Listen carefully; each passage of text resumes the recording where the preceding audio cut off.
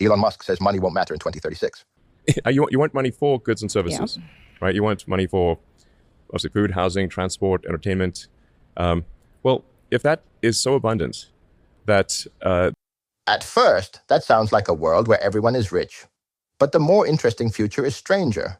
AI could make survival dramatically cheaper, while making the things that signal freedom, power, and status even more contested.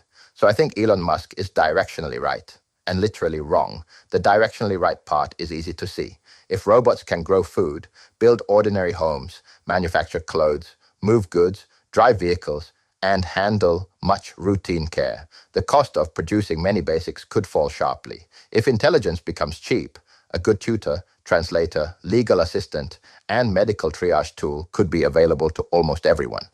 That is not magic. It is the familiar logic of technology.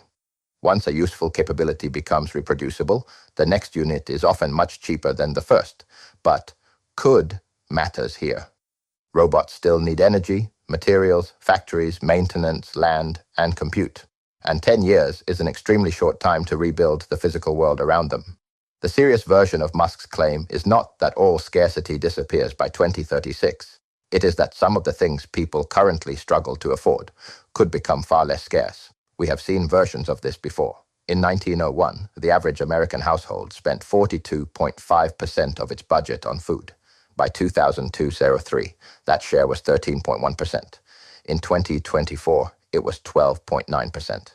Clothing tells the same story. Its share fell from 14% in 1901 to 4.2% in 2002-03, and to 2.5% in 2024. People did not stop needing food or clothes. Production improved, incomes rose, and those necessities consumed less of the household budget. Your phone is another example. It replaced a camera, map, music collection, television, calculator, telephone, encyclopedia, and a surprising amount of office equipment. Technology repeatedly turns expensive capabilities into cheap commodities, but this graph needs one important warning label. It shows a long-run change in the share of household spending. It does not mean every price fell smoothly every year for every person, and the present still has painful counterexamples. In the 2024 U.S. consumer budget, housing took 33.4%, transportation took 17%. Together, that is just over half of spending. Why? Not mainly because constructing a building is uniquely impossible. Housing is expensive where jobs, opportunity, services, culture, and social life are concentrated in a limited number of desirable hubs.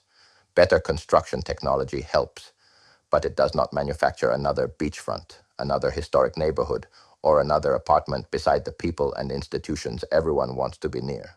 Modern states already try to protect an economic floor through pensions, healthcare, housing support, unemployment insurance, food assistance, and public services.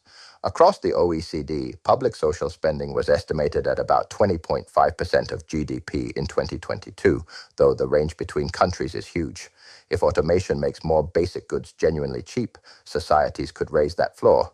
Enough food, shelter, transport, education, communication, and care to live decently without constant economic panic. That would be an extraordinary achievement, but it is where Musk's conclusion begins to break down. Human desire does not stop when survival becomes cheap. Money is not only for buying what we need. It is one way of deciding who gets the things that cannot be unlimited. A machine may make a nutritious meal for almost nothing, but dinner from a famous chef in a beautiful room with 20 seats will remain scarce. An autonomous shuttle could make basic transport cheap, but a private vehicle with a direct route, complete privacy, and priority access still uses limited road space, energy, and time. AI may generate an endless library of music and films, but a particular live performer, a sold-out final, or an intimate human event cannot be copied into abundance. Ordinary housing may become cheaper to build, but there will still be one apartment with that view, one house beside that beach, and a finite amount of land in the cities people value most. This is what progress often does. It does not eliminate hierarchy. It moves the hierarchy.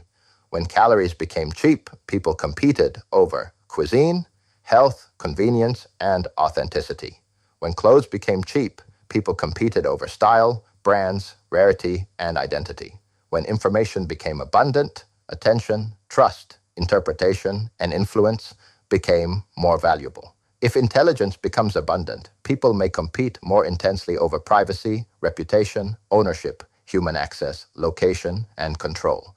This is why money, or something like it, is likely to survive. Imagine 10 people who want one beachfront home. The allocation problem remains, even if robots built it for free. Money is one way to decide who gets it, but it is not the only way.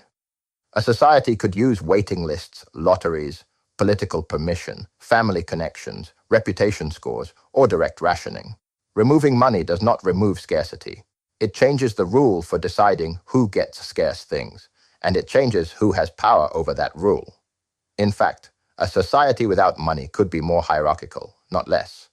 The real currency could become influence, citizenship, access to an institution, or proximity to the people making decisions. Then there is the question abundance forecasts often skip. Who owns the robots? If a small number of companies own the data centers, energy systems, factories, land, robotics, and biotech, automation can make consumption cheaper while concentrating power. You may receive inexpensive food, education, transport, and entertainment. That is better than deprivation. But universal access is not universal ownership. The person who controls the best compute, the most valuable physical infrastructure, and the rules of distribution still has an extraordinary amount of leverage. That future may make wages less important for survival while making capital and political power more important for control.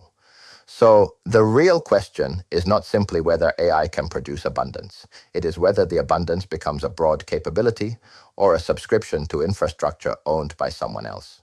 Will money stop mattering by 2036? Almost certainly not. But survival could become much less dependent on it. That is the part of Musk's prediction worth taking seriously. The future may make it easier to eat, learn, communicate, move, and get basic care.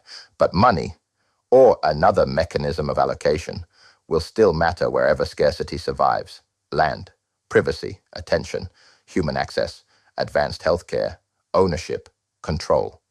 Technology does not end scarcity itself. It ends particular scarcities, then creates a new question. Who gets the things that remain? I'm John, and this is Simple Speculations.